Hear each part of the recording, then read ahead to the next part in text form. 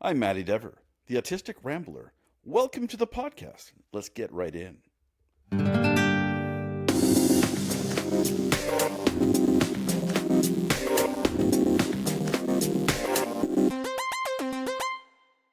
Hello and welcome to Across the Desk. My name is Elizabeth Plouffe and I am the host of Across the Desk, and so excited to continue our adventures in Maddy Land with the wonderful Maddy Dever, who we are experiencing some technical difficulties with Maddy today. Yeah, there are some words that may get mistranslated, but just bear with us. The coffee is flowing, and by the end of this episode, the coffee will be complete. And did you make it in the place where you make the food? No, I made it in the place where I make the coffee, where the good, the good day juice comes from. The good day juice. Gotcha. The brown happy juice. Exactly. Thinking that's, the beans of glory. Oh, I like that. Well done. That was sharp. Okay. Maybe he's coming online or they're coming online. Cookie was having a rough start. All right. So in the interest of Cookie's sanity, we have an interesting topic today, and it's one that I feel very passionate about because it saddens me to no end when folks feel they have to travel a difficult journey on their own, or feel like they're the only one, or a member of our board. So I have a not-for-profit. I have a for-profit, Spiro Careers Canada, and we're focused on technology solutions for the autism unemployment crisis. But we also have a not-for-profit, Socially ASD, and that is focused on social network building for adults 18 plus on the spectrum. And one of our members said, not only do they feel alone, but they feel as though when they walk into a room, nobody will understand them and that everybody will think they're weird. And it's so paralyzing for them that they just can't function in a social space. So we're jumping into an interesting thing. And this actually comes about, with Maddy and mine's friendship as well, is that it's an allyship. And fully believe with every fiber of my being that building a tribe is one of the single best pursuits you can have. I will warn you in advance, just to FYI, we have a new puppy. And it may make an appearance. He tends to just charge in willy-nilly. But it's that, and you said something, I think it was in podcast 1 or 2, and you said it during one of our Autism Alliance of Canada event meetings, which was that seat at the table. Yeah. Can you unpack that a bit? Sure. It was actually sort of unpacked this idea at a podcast we did back about CJAE last year. And basically, we need... there's picture a stage where there's the table that decisions are made on are on that stage. The people are around the table there. And, what we need is that, we need allies to build the ramp to that table so that we can be there. And not only that, we need to make sure that around the table, we are heard. We have, an equal voice. We're understood. And, being around that table can be difficult for us because it's new, for many people. The ability to be listened to and heard is not something that we have had a lot of experience with. And because of that, there's issues of trust and issues of insecurity. Which I think for anybody, it's interesting. If we look at the statistics around things that people freak the F out about, number one is the dentist, which, quite frankly, y'all know what's going to happen when you're going in there. So I don't understand why people freak out. But anyway, but the next is public speaking. And I swear to you, from very young age, I remember getting pulled out of grade 1. My family's from the UK, and there's a show called The Wombles. It used to be a long time. You remember The Wombles? Yeah, Bernard Crickford just passed away. I did, 93 though. That's a good ride. I know. Yeah, and I know him especially from Doctor Who, but oh my gosh, yeah. Okay, so look at that. We have another allyship over weird voiced people. So I used to love the Wombles, and I either on one of our trips to England or got sent to me was a Wombles t-shirt, which you couldn't get here. And I got pulled out of class to go and talk to another class about my Wombles t-shirt. No idea why. It's going back a number of years, but I remember at the time I'm like, all right. Like, it never occurred to me to be afraid. Never occurred to me that I was not going to do well at that. So I've struggled to understand that fear. I've respected it and I support folks 100% because I know it's not everybody's jam. And I will sit down for as long as necessary to talk that individual through whatever they need to get there, right? To get to that place where the fear is manageable. I wonder, so Matt, I just had an idea and I will love your opinion on it. Could there be a differentiator between allyships and opportunities for micro allyships? So micro allyships being like teachable moments or like collision moments where you might not be a long-term ally, but in that moment, you create a tribe or an allyship with an individual to help them deal with. Okay, so I think let's unpack tribe. We'll talk about that a little bit later, because I think tribe's more belonging to a set of people similar to yourself. But in terms of, I mean, I think any moment is a good moment. Any opportunity is a good opportunity to, if you have people around you that are not at whatever that table is at that point, to make room. It's about being aware. It's about always good allies start seeing the invisible barriers. And ally is a person who's going to be trying to move the barriers, yell at the barriers, destroy the barriers, and just acknowledge the shit out of them barriers. Yeah, exactly. People who are not allies cannot see barriers, right? Because if you can see a barrier and you're not doing anything about it, you're not an ally, right? Yeah, I mean, the allyship is an action. An ally is a person. Allyship is the action of being an ally, and being an ally is being alongside, protecting people in a particular diversity, walking alongside them, opening the doors for them, bringing them, blasting those barriers, right? Like Han Solo was an ally to the Jedi. It was blast. We are going to have multiple weird references through it. I get it. I'm on board for the crazy train. It's Friday morning and it's a beautiful day and we're going to be knocking the crap out of this. But you just got me thinking that so people might perceive the role of being an ally or the action of allyship as too big for them. And maybe if we give some context, right? So you made a really interesting point there about the table can be whatever the barrier is about. So why don't we delve a little bit, because I think this could be kind of cool, is like that micro allyship thing where, so being an ally and taking action in allyship requires practice and it requires a bit of confidence, but it can be as simple as lending your skill set to a person in need. So if I'm in a situation, and I've done this many times with an individual who's panicked about going on stage, I will stand with them and lend them my stuff, not my presentation or whatever, but energy. Thank you. So an energy exchange of sorts, because that's what that individual needs at the time. And it can be as simple as that. It can be simple as standing beside somebody. Yeah. And just offering to stand with them.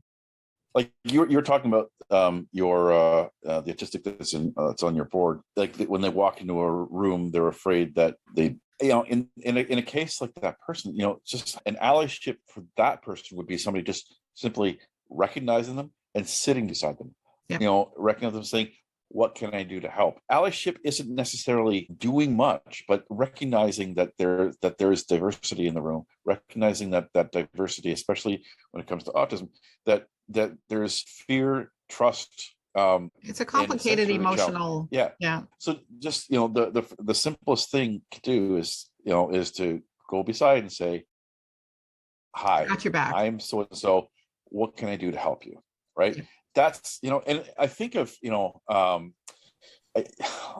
when I think of movies and whatnot, where there's this awkward kid comes into a class and this fresh-eyed doe of a kid comes alongside saying hi and sits down beside them and adopts them immediately. I mean, that's allyship, right? That's 100%. That's allyship, and allyship is where you're acknowledging that the person that's in front of you is an equal, but is not prepared for the world around them in that moment. And as opposed to somebody who makes it about themselves helping their career, that's not an ally, right? That's ego. That's ego in it. Yeah. An ally brings you in, right, to make you part of the event, the team, the whatever. And allyship is encouraging, that path of equity, and Equity or equity? this is equity. Okay. Good. Yeah. Okay. I don't know what equity is. I was just checking. I don't know, but it could be a cutie or a cutie. I don't know. I'm a cookie. You're a chocolate chip nut cookie. The nuts. I've got the nut built in. I'm a cuckoo nut. That's what I said. Yeah. Ooh, I like coconut. I mean, I'm anaphylactic to other nuts, so I'm glad you're not one of those. That's true. I'm literally anaphylactic. I'm not being facetious or putting anything down. I'm anaphylactic to nuts. Yeah, I am as well. Yes. I'm surrounded. Yeah, that's why I don't handle people so well. Okay, take it down, man. Exactly. See, we slipped the man in there again. But you just made a really interesting point. So honestly, trying to support and ally with somebody versus doing it out of ego, because when it's an honest allyship, you are bringing them to the table. When it is an ego motivated situation, you are presenting them to the table as in, look who I brought. And that's not cool. That diminishes an individual in ways that you can't even imagine, because the autism community deals with tokenism and presentationism and all the rest of it. Yeah. I was going to say this is allyship prevents tokenism. Yeah. True allyship, there's no tokenism with it. The danger, and honestly, this is why autistics in particular have had issues with the whole concept of allyship, is because there have been many allies in sheep's clothing. That's, but that's 100% fair. And I had an experience with that a while back. And I mean, I can tolerate nuts, like true nuts will kill me, but I can tolerate nuts as far as people go. What I can't tolerate is incongruency and disingenuine engagement. And those sound like really poncy words, but don't come in and try and bullshit, and don't come in and try and make it about you, because that's not what this needs to be about. Drives me nuts as well that schools use tribes as a means of bullying management, but they don't ever actually, don't even get me started. Namaste. But they don't ever actually teach kids, to my understanding, leadership in that capacity. So it's not enough to say, now we have to look out for one another and we have to blah, blah, blah, blah horseshit, because if you don't teach a kid the value of leadership, and if you don't teach a kid the value of allyship, and if you don't teach a kid that even just going and standing beside somebody is enough of an action to count, then they're going to get overwhelmed by what they have to do and choose nothing. And okay, so allyship is part of leadership, and really teaching these skills, to people is really teaching them how to be good humans. I mean, to be honest, every one of us should be, good allies, and every one of us should be able to. No, I'm not gonna say should. I mean, it's a we don't want to shit on people, but yeah, exactly. Yeah, depending which way you pronounce that. Do with that what you will, my friend. Exactly. But it's having looking at the world around you and seeing what is out of place, and trying to step into to help with that is really good life skills, no matter what it is. Right. Agreed. We're talking about allyship with autistics, but it can be anything and anybody. And when you are a good ally, you do feel good. Like there is a boost that you get, but it's if you're going into it because you see something out of place, you see something wrong, you see someone that might need help. Another rule about allyship is that if somebody says, no, I'm okay, or no, I don't want help right now. Off. Exactly. Because if you don't, you are making it about you, right? Yeah. You the whole white savior complex that so many people can get. Like it's worthy to try, but it's there's a point where it stops being allyship, and it stops being it starts being more it can get toxic pretty quickly. But this is something that I know with my own kids in school, and we'll try to avoid all the negatives. But there have been a couple teachers that have seen my one of my kids and seen some other kids and thought, you know what, I think I need to put them together because this person Yes. over here will help this person here. And honestly, it made such a huge difference. It's also how it's done, right? Would you Yeah, agree that exactly. it's not, Absolutely. hey, Johnny, you go take care of Sally Yeah. now, because whatever. It's a conversation Yeah. between the three parties Yeah. involved to say, I see this potential. Does Yeah. this work for you? Because although as an outsider, we might think this is going to be awesome, the individuals Yeah. involved might be going, what the shit? Yeah. And Yeah, because my child really wants to be around people, wants to connect, has no idea how to break through. Well, they've gotten a lot better, but it has been a struggle. It's like there's 3 or 4 kids. I don't know what to do. I want to be them. I'm going to observe them, and I'm probably going to look weird because I'm just watching them. But this other kid that was brought in is the very extroverted one who would say, "Hey, come on in." It didn't that matter. doughy-eyed kid you mentioned before. Exactly. I was that little freak, by the way.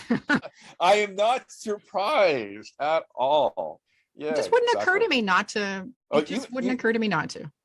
You made a comment earlier about like that you were just taking out a class and throwing in another class and say, "Hey, talk about this," and you're like, "No, I can do it." Good. I would have been a kid that if you did that, I would have cowered, I would have ran, I might have bolted, I would have been, when I had to do public speaking, I might be sick for that day or that week around that time. I until I was in my late 20s, early 30s, I could not even step in a room full of people and ask questions.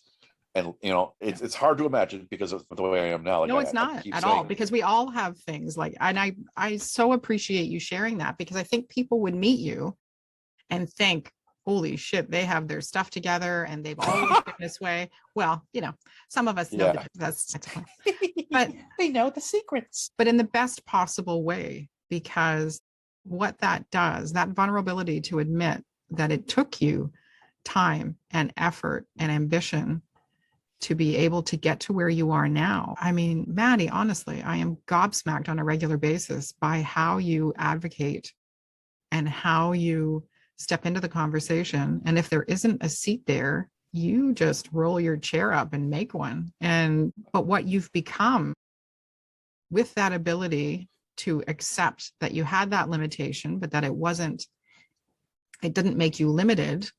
It just was something you needed to work on, is you have now become the voice for the individual that would have cowered and bolted and ran. And I get a chill when I say that, because what you've done is shown folks what can be. mm-hmm. And that allyship is a skill that is learned. It is a skill, like much like you said with your child, looking at how the other kids were engaging. It is through observation. It is through exposure. It is through opportunity. It is not something you have to come out of the gate and be amazing at, but it is something that you have to desire to develop in yourself. I was born that way. Intrinsically, I thought about it the other day, and I have always been one that does not have a ton of fear around trying new stuff. I know my limits. We had a friend of ours say, "Hey, you want to come jump out of a plane?" And I'm like, "You can go. Why would I jump out of a perfectly good plane and take my chances on a backpack that may or may not open?" But you ask me to go in a shark cage, or you ask me to go, right? Like, I have a picture of me holding the business end of a huge python, and I have other people that look at that and freak out. And I'm like, I had the tail end. He had the head end. Like, are you kidding me? I'm not dumb enough to hold the head end, but what's the tail going to do to me? So fearlessness is not something you have to be born with in order to develop it. Yeah. It is something that you can work with somebody on. One of the things, like, I actually, in so many other areas of my life as a kid, I had fearlessness. Like, if there was ever a moment that I didn't feel like there's something was supposed to happen, but I didn't feel anybody taking the leadership, I would jump into it. I would be the person. It would be hard to reel me back when somebody actually was the leader that I found out later. I had no problem acceding to leadership, but if something needed to get done and it didn't see anybody leading on it, boom, I would jump into it head first. It was public speaking was that one area that I couldn't do that in. But I do have to mention one thing you just talked about, actually, like not wanting to jump out of a plane. Like, who does that? That's just crazy. See, you have to be careful. They only have two people doing the skydiving at any one time because you only have a parachute. Did you just oh my. I just did, yeah. That wasn't Yeah, anyway. good morning. Moving on. Okay. You don't have a pair of chutes. Yeah. Is that what we're gotcha. Exactly. Yeah. Yeah. I'm of the mindset that I know my limits. Heights is one of them. And so anything on the ground or moderately elevated, I'm on board. Anything, as long as I have a harness attached to me or something. But you asked me to go, jump out of a plane. Yeah. I mean, there's two options with that. The chute's either going to open or it's not. I am not rolling the dice on that sucker. It is so weird. Like, I mean, I look back and some of the biggest fears I had as a kid and some of the biggest dislikes I've had as a kid totally changed in my 30s. And I mean, I do wonder if kids is part of it. I used to have an absolutely rigid fear of heights. I couldn't go up escalators. I couldn't go up glass elevators. I couldn't go anywhere near the edge of the ledge of a building. Yeah. Probably a good fear, that one. Yep. But I know the moment that fear broke because my God. You tell me you jumped out of a plane, I will just No. When my son was 4, we couldn't find him. And his sister said, Ashley's on the roof. The roof of what? He got over the solarium. There's anyways, it was the second floor of our house. And there he is just outside, happily on the roof, not looking at anything because he had climbed through the window. And so I went out there. So he did not inherit Papa's fear of God, no. And I went out there and I grabbed him and carefully brought him in the house. And that is the last time I recall. I do not recall being afraid of heights after that. I went on ladders to paint in our house, which was massive, like two-story, where our stairs were. Escalators, never a problem again. Glass elevators, never a problem again. Because you went over it, right? Like you got through it and you came back in. Yeah, I know. It's just I used to hate ketchup. Now I love ketchup. I don't know. Things just change sometimes. That's some weird shit. I used to hate eggs too. Now I love scrambled eggs, but I don't necessarily like ketchup on my eggs. Nothing about what you just said is okay. Well, I didn't say pineapple on pizza, which I also do love. Who on what? Pineapple on pizza. I love pineapple on pizza. There you go. Those weirdos who are like, you shouldn't have fruit on a pizza. I'm like, you should go away and don't touch them. Tomatoes are a fruit. Tomato fruit. Right? You almost only put fruits on pizzas. Well, here's, that's a good allyship. Pineapple on pizza is a very good allyship. But you make a really valid point, because I wonder if part of the challenge with people either asking, because keep in mind, folks, you need to ask for allyship as much as others need to give it. And if you go through this life never asking for help and, staunchly believing that somehow equates with independence, or asking for help equals weakness or whatever, anytime you ask for help, it is a sign of strength. I firmly my son and I had a little come to Jesus a while ago, and I'm not religious. I say that in a different capacity, that he wasn't asking for help for something. And I was like, what are you doing? Well, you don't ask for help. I'm like, are you bleeping kidding me? I'm like, I ask for help all the time. What do you mean? And he was absolutely gobsmacked at the thought, because I don't present that way, and that's fine. Yeah. But I couldn't be doing what I'm doing right now if I didn't ask for help.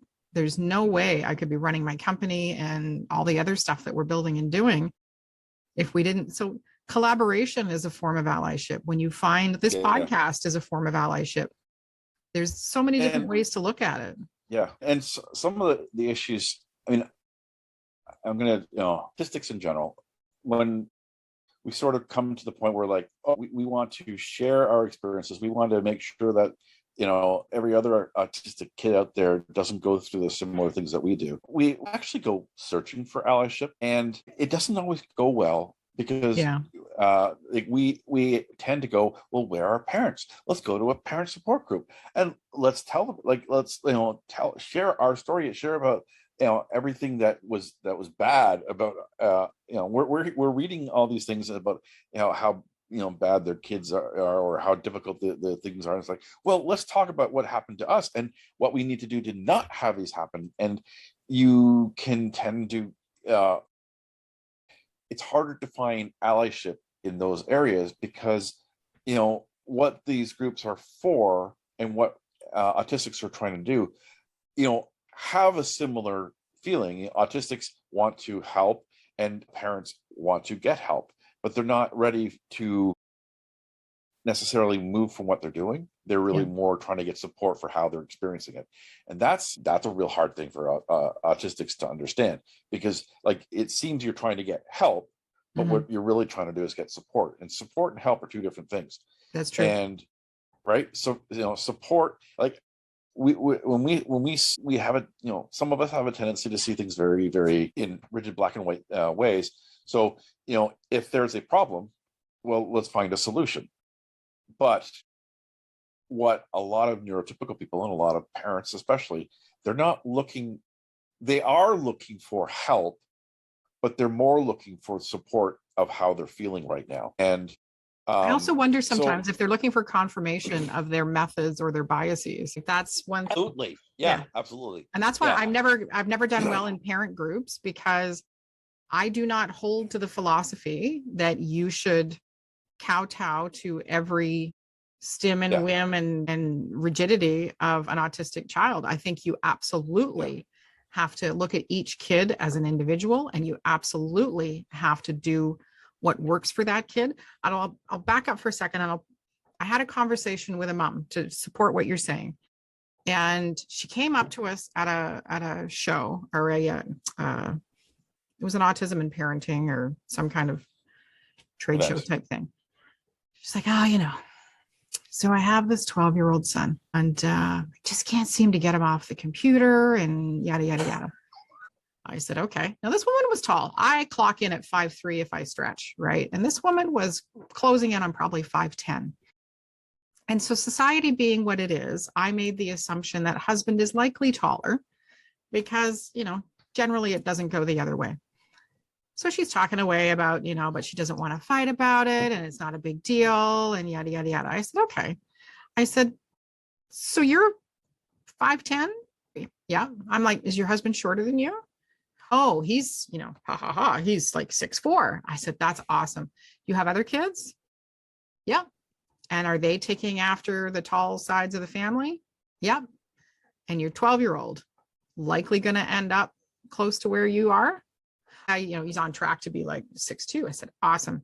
I said, so would you rather deal with a size of child at 12 that you can manage and have the battle with, or would you rather wait until 16, 17 when the amygdala to control impulse and whatever else has gone offline, hormones are a raging, and he's now a 16-year-old bag of hormones and 250 pounds?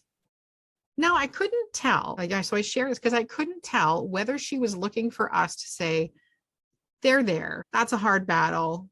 You let that go and let your kid rot their brain on the computer for hours on end because, you've got a tough life. Or if she was expecting what I did, which probably not. Yeah. That's it. Like parents. Okay. So neurotypical people are tending to look at things they're dealing with two things at once. They're dealing with how they're feeling about something, and they're dealing about the thing that's in front of them. And I generally, I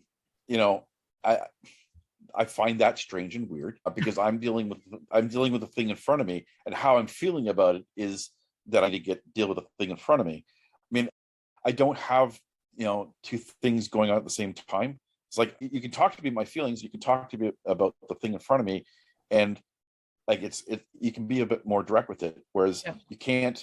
It's hard to figure out what's the motivator? What they're talking. Well, no, and it's not that. It's like, what are you actually talking about? Like when you have something behind it and you have the thing in front of you, what are you actually saying?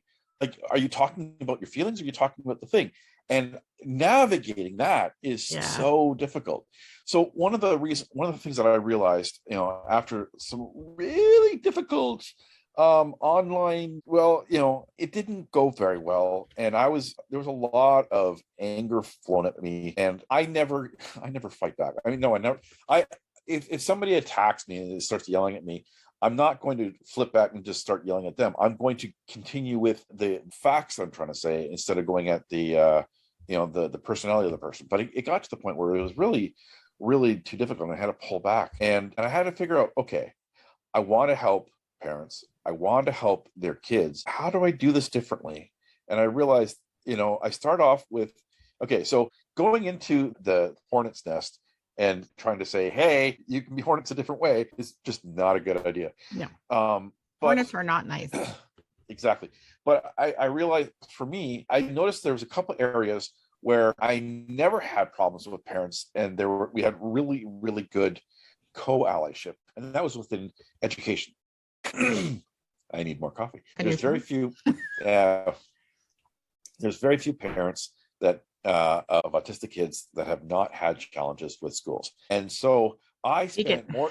I pivoted to most of the things that I was talking about, most of the things that I was sharing, most of the strategies that I was offering were all around how do we deal with and how do we fix this toxic education system that's just stifling our kids.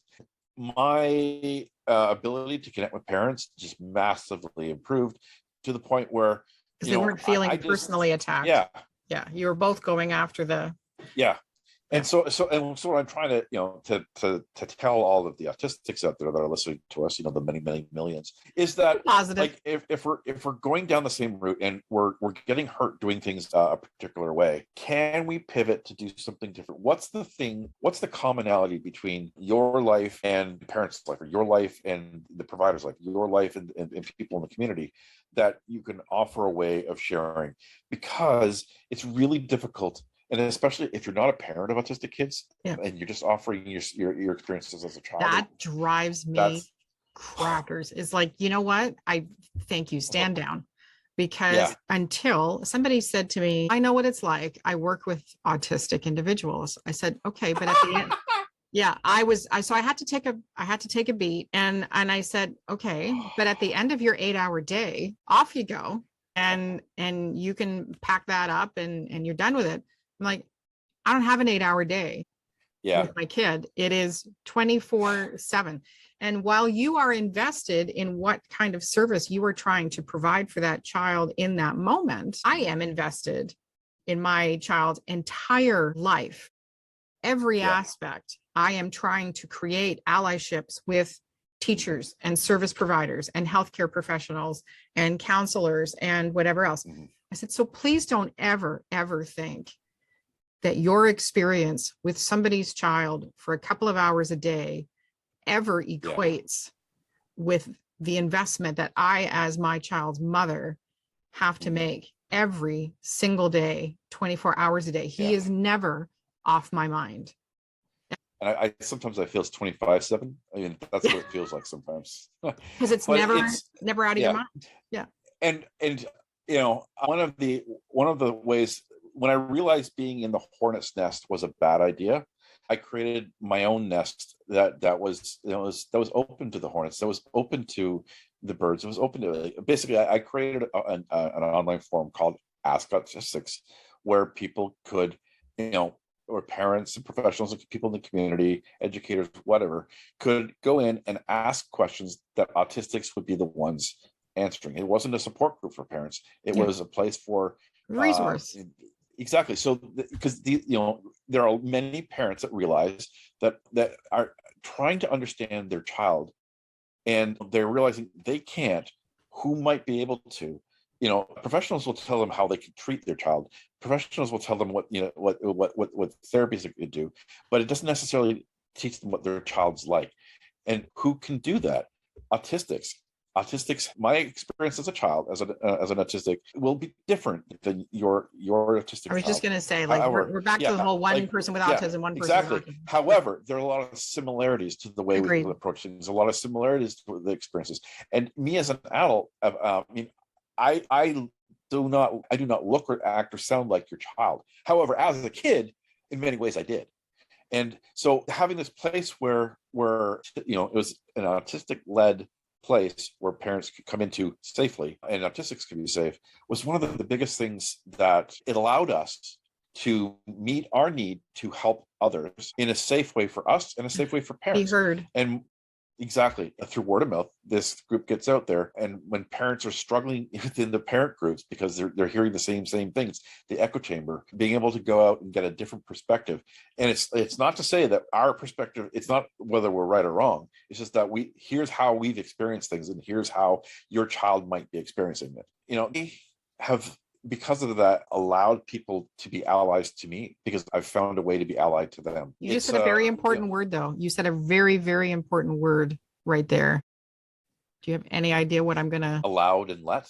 Yeah. You do not, to Maddy's point earlier, anybody that offers you help, if it doesn't feel right for you, or now and I will caveat that as well, because my business partner, Paulette Goddard, and I are developing some e-learnings. And one of them is the difference between being forced and being pushed.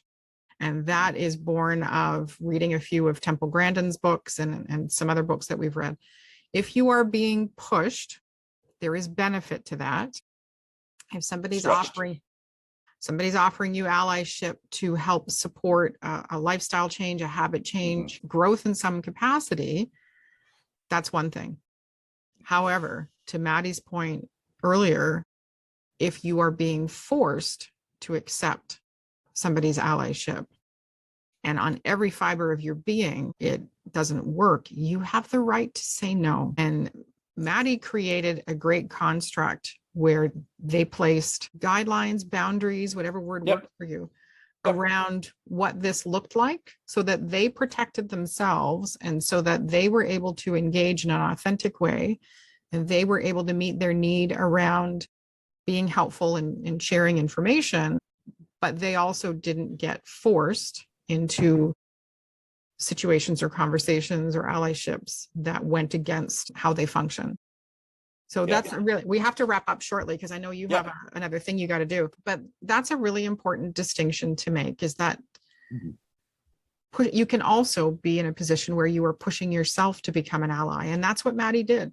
They pushed through their fears and their experiences and the things in their life that told them, this isn't for me, but I know I can. But when I tried this time, it didn't go well. There's all that self-talk that everybody does around talking ourselves into or out of something. But they persevered. And now look where they are now, which is phenomenal. I'm not a great person at blowing smoke up people's butts. If I don't like you, I've discovered that that's usually never going to change. Is what I've discovered. If I meet somebody and I immediately have you and I are just not going to be okay, 99%, it's a rare person that can change my mind. And I'm not good at doing that. So when I say phenomenal, I'm not being facetious or blowing smoke up Maddy's tushy. Really has come through a lot to be where they are now. And you don't have to be at Maddy's level to be effective. You have to be willing to push through whatever might be holding you back. Pushed. If you are being forced to be an ally, it will never work properly, because there's always, like we talked about earlier, there's always that agenda. And an agenda can also be, I don't want to be here. I don't want to be doing this. And you are then creating another negative experience for another individual. Yeah. And I think for, getting back to the micro allies that we talked about at the beginning, I mean, if you are a person who is beginning to think, like, how can I help those around me?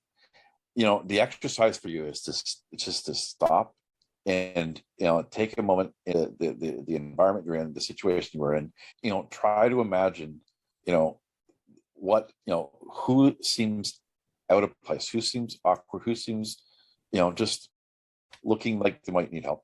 What are the barriers that are around that might make it difficult for somebody to fully participate? Try to address just one thing that may change things.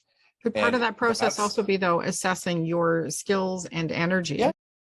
And because you and I talk about that a lot, right? So what time, energy, and skills do you feel you have right now to share for X, right? So Maddy's joining us on another grant application that we put in, and we had a very frank conversation about how busy their life is and what they're up to. Yeah. Okay. What energy?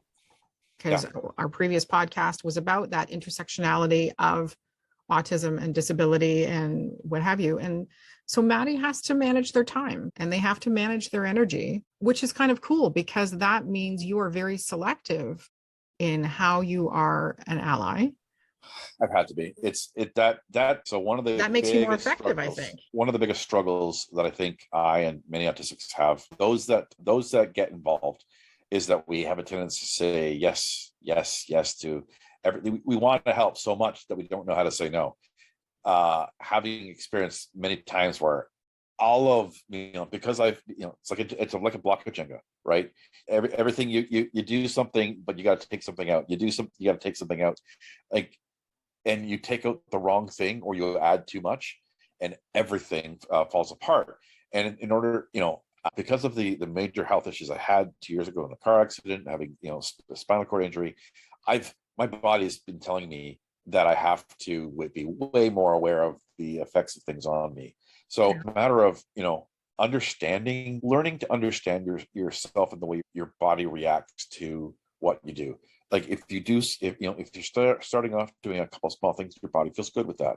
If you're able to help a little bit here, a little bit there, your body's good for that. But the moment you're starting to feeling anxiety about the same things that you've been doing, your body's telling you, hey, you might be doing too much, or something has changed in what you're doing, and it's not a benefit to you anymore. But it may not be a bad thing in general, but for you, it's not working. And I've had to learn how to say no to something I previously said yes to and pull back. Until these last 2 years, I've never been able to do that. I've just had the Jenga box fall and I've had to rebuild the tower. And that's always hard to do. But I realized that sometimes it's just a matter of saying, I can say partial yes, or I can say yes to this and this and this in this project, but not the whole thing. Mm-hmm. But it's also not taking on anything that absolutely requires me, because of my health, I can't guarantee 100% that I can do things 100% of the time. So I have to, I have to be able to pull back and say no to something that I previously said yes to, so that I don't end up saying an accidental or incidental no to everything. That's really powerful, because when you do that, when you advocate, that's a form of advocacy, which we've talked about before, is another skill that people struggle with. And, that'll be another podcast. But when you do that, when you do give your time, I think it makes it that much more valuable and powerful, because when you say yes to everything, I think it decreases your efficacy in situations because you're everywhere. But when you say no to certain things and you are diligent about protecting yourself, then when you do give your time, one of the best compliments I ever had, I had a meeting with the executive director of an organization I used to work for. And the previous executive directors were not awesome, to say the least. And this executive director has done an exemplary job of building allyships and micro ally opportunities, and but they are selective in yes or no's. And I've seen a huge change in this organization. And so I brought them in for a quick meeting, and I said, I just need to let you know that you've turned this organization into what I thought it could be 10 years ago. And I'm really impressed.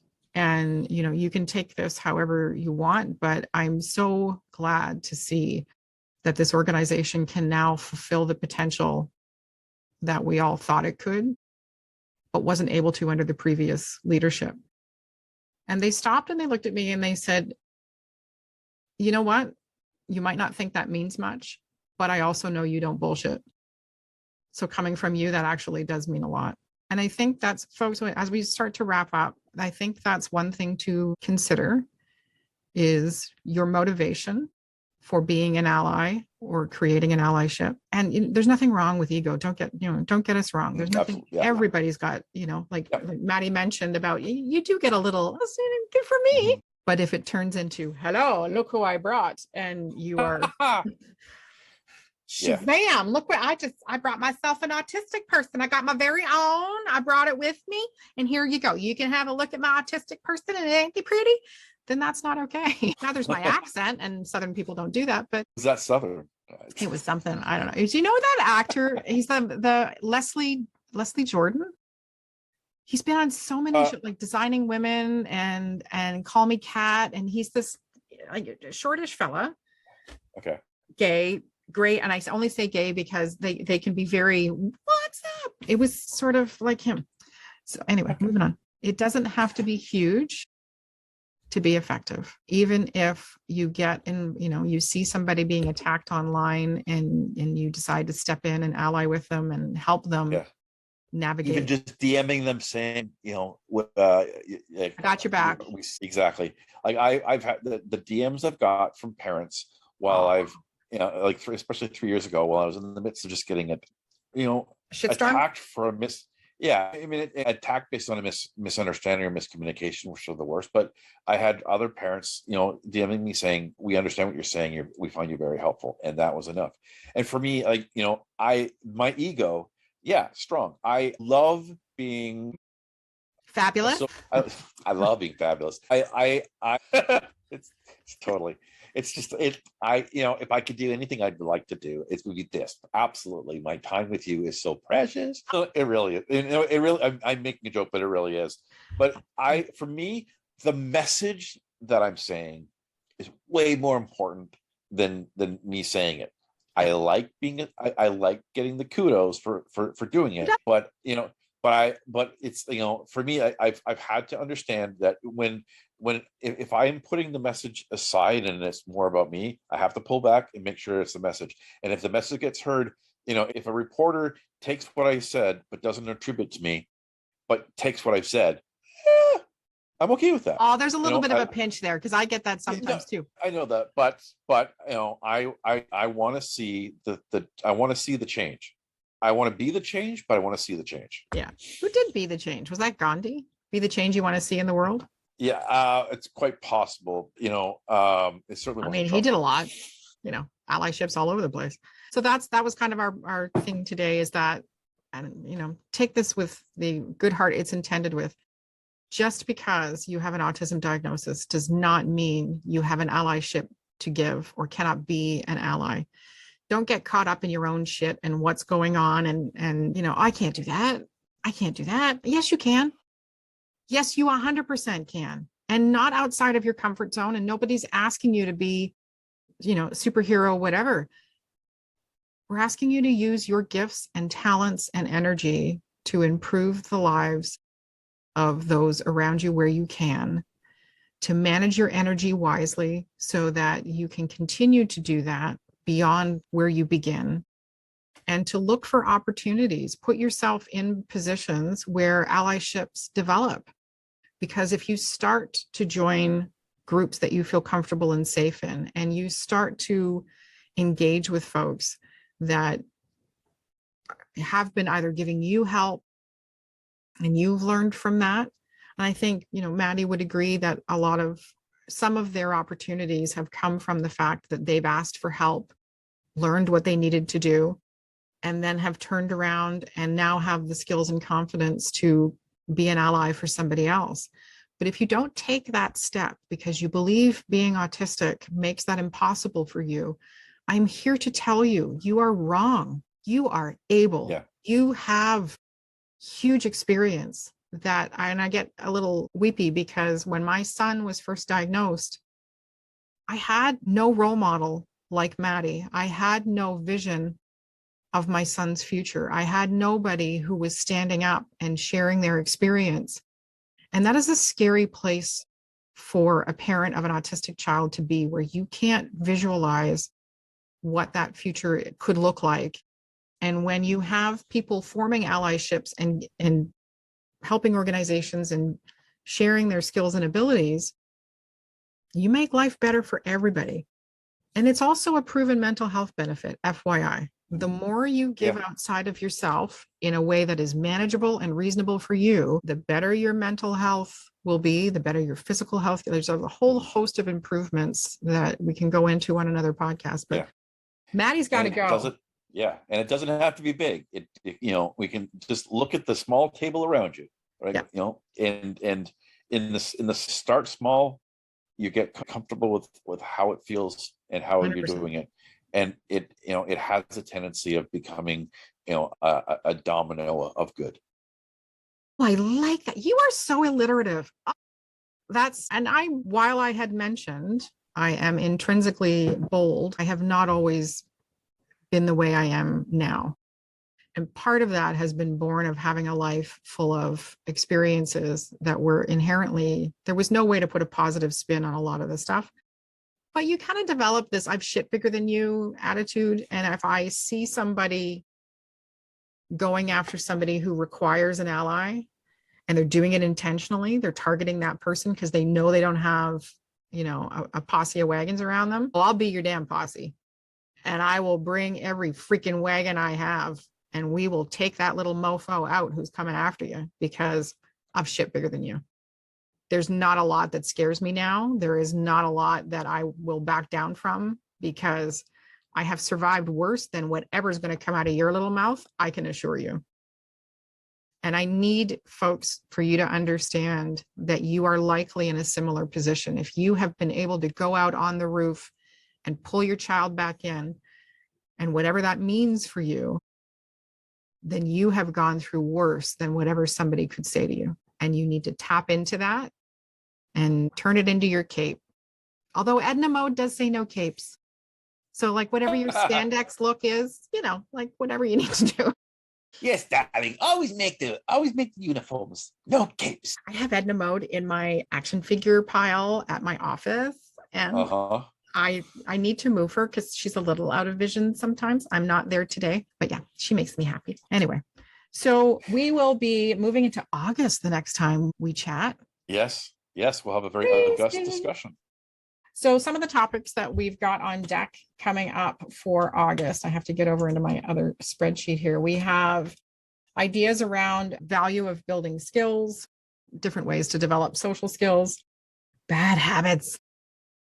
There's a song about that. Yes, we can break into Ed Sheeran. Yes. To save the energy, and then we'll channel Ed. Ben Platt also has a song called Bad Habits. So, it could go either way. It really could. So could Ben. I mean, am I wrong? I don't think so. No, you're not wrong. And I love Ben. I do. Fabulous. Shifting from volunteer to employee mindset, all those types of. So we've got a bunch of different stuff coming up next month. But for now, we're gonna say thanks for being my ally, my friend. I appreciate you very much. Thank you for being an ally and a friend. Travel down the road and back again. Back again. Your heart is good. You're a pal and a confidant. We're aging ourselves because that's the Golden Girls theme. Exactly. And we are Golden Girls, aren't we? Okay. Nobody needs to hear me sing long term. Thank you so much, Maddy. You're going to hang on a second, and I'm going to stop recording, and we will talk to everybody soon. Thank you so much for joining us. Bye-bye. Bye-bye now. Thank you for joining us today on the Autistic Rambler podcast. Please visit us on social media on Facebook and Instagram at Autistic Rambler, or visit our website, autisticrambler.com, to read, listen, and watch more from Maddy Dever. Please like, follow, and subscribe to this podcast wherever you listen or watch. And enjoy the rest of your day.